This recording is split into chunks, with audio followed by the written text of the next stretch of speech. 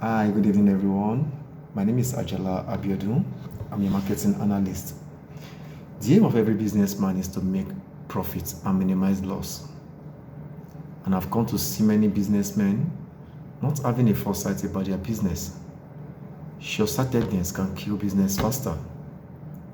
So I urge every businessman to keep record of what they're doing. Because as time goes by, you need to minus your sales from expense. It gives you profits. Let me give this analogy of a businessman that I came across 3 years ago. This guy keeps selling, renting shop, paying his workers, paying these bills, paying that tax or taxes.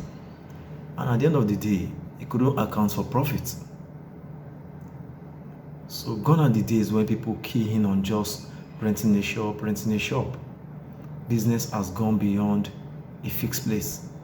You need to do business online because your competitors are online making money. If you are not doing business online, you'll be going behind. You can make money times 3 of what you make in a shop.